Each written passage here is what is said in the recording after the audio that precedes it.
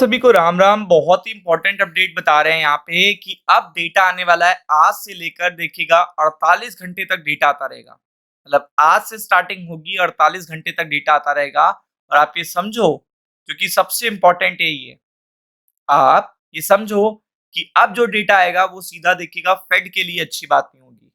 क्योंकि जब से डेटा आ रहा है, फेड के लिए देखिएगा काफी ज्यादा चिंताएं बढ़ गई हैं। तो ये जो डेटा आने वाला है जापान से, यूरोप से, मल्टीपल नेशन से आपको डेटा देखने को मिलने वाला है। यहाँ पे हम लोग 10 की फैक्टर की बात नहीं करेंगे, कोई भी 10 की फैक्टर की बात नहीं होगी। यहाँ पे 3 अपडेट्स हैं जिनको आपको ध्यान देना है और इसका सीधा इम्पैक्ट पड़ेगा। क्योंकि ग्लोबल मार्केट में एक जगह से डेटा नहीं आना है, सीधा देखिएगा डेटा इम्पैक्ट करेगा फेड ऑफिशियल को, यूएस देखिएगा, फैक्ट्री ऑर्डर, पीएमआई, ये सारी चीजें। इसके अलावा देखिएगा जो डेटा आना है वो सारा इंपॉर्टेंट डेटा आना है, सारा डेटा इंपॉर्टेंट आना है, चाहे जापान से हो चाहे यूरोप से हो। तो इस वीडियो में पूरा डेटा वाइज एक एक करके मैं बताने जा रहा हूं। आज है, आपको पता है, वेडनेसडे। आज आपको पता है बुधवार है, और बुधवार को कल सबसे इंपॉर्टेंट जापान शॉक देने वाला है। जापान शॉक देने वाला है, तो इसके लिए प्रिपेयर्ड रहिएगा। स्टार्टिंग हम लोग जापान से करेंगे। तो बेसिकली आपको पता है जापान इस समय ज्यादा एक्टिव है। मतलब अगर आप पिछले कुछ इधर के नवंबर से, अगर आपने इधर थोड़ा सा देखा होगा कि पिछले कुछ पर्टिकुलर मंथ से जापान देखिएगा बड़ा एक्टिव रोल अदा कर रहा है जापान। और जापान का डेटा भी इंपॉर्टेंट हो गया है। अब ये कैसे हो गया मैं आपको बताता हूँ। एक्चुअल में देखिएगा जापान में कभी भी रेट हाइक की बात नहीं होती थी, कभी भी रेट हाइक की बात नहीं होती थी। लास्ट 30 ईयर से वहां रेट हाइक की बात नहीं होती थी। तो जापान के जो फंड्स होते थे वो बहुत क्या होते थे, लेस कॉस्टली होते थे। तो लोग जापान से फंडिंग उठाते थे, पैसा लगाते थे प्रोडक्टिव यूज में, और देन आफ्टर दैट क्या करते थे, पैसा बनाते थे। लेकिन तब क्या होता था, जो कॉस्ट ऑफ फंड होती थी जापान की इतनी कम होती थी कि सभी को पसंद आती थी। तो लोग ज्यादा कंसंट्रेटेड हो गए जापान में। सबसे ज्यादा यूएस यूएस की मैक्सिमम फंडिंग जापान से। तो जापान, साउथ कोरिया से ये फंडिंग देखने को मिलती थी। बट जब क्या हुआ कि जापान में कभी भी इन्फ्लेशन की भी बात नहीं होती थी, इन्फ्लेशन वहां हमेशा देखिएगा कंट्रोल्ड रहता था।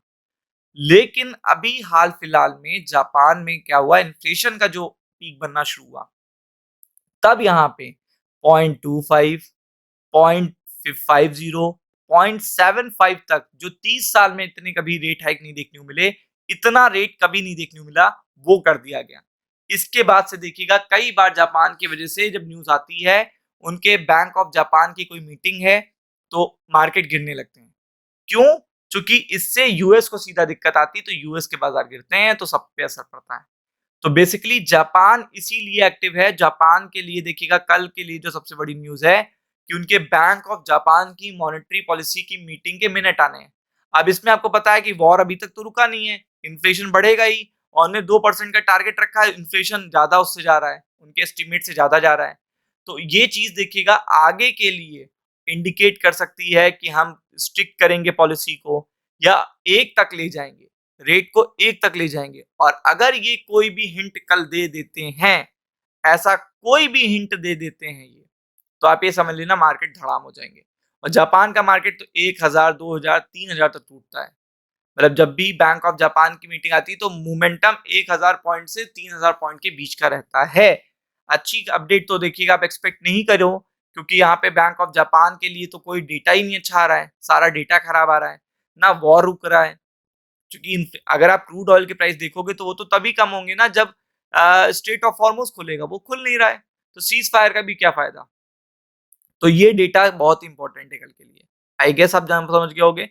फिर इसके बाद देखिएगा इनका S&P ग्लोबल का ये भी डेटा जो है वो खट के आएगा, क्योंकि इनकी इंडस्ट्रियल एक्टिविटी पे असर पड़ा होगा, क्योंकि कॉस्ट बढ़ गई है, तो वो असर पड़ेगा। तो ये दोनों चीजें समझ में आ गई। अब बात करते हैं, आज डेटा आएगा पीपीआई का। पीपीआई तरीके से कह सकते हैं इन्फ्लेशन के नंबर आएंगे यूरो एरिया के। तो यूरो एरिया ने 2 दिन सपोर्ट किया है। आपको पता है कल भी 1100 पॉइंट तेज था यूरोप का मार्केट। तो ये डेटा तो अच्छा आना नहीं है, सभी को पता है। मतलब इन्फ्लेशन के नंबर कहाँ यूरोप में अच्छे आ जाएंगे, तो इसका असर पड़ेगा। फिर आपको पता है कल पीएमआई के नंबर आएंगे, ये भी इफेक्टेड हुए होंगे, इसका असर पड़ेगा। अब बात करते हैं सबसे इंपॉर्टेंट एडीपी एम्प्लॉयमेंट, जो फेड के लिए बहुत इंपॉर्टेंट नंबर होते हैं, ये आज रात को देखने को मिलेंगे। यूनाइटेड स्टेट्स से, और आपको पता है इसके बाद ही डॉलर और स्टॉक मार्केट पे असर पड़ेगा। नेगेटिव असर ज्यादा पड़ सकते हैं। फिर जॉबलेस क्लेम का डेटा कल आना है, तो आपको पता ही है कि कितना इंपॉर्टेंट है, मतलब मोस्ट इंपॉर्टेंट डेटा है ये, तो इसका भी असर पड़ेगा।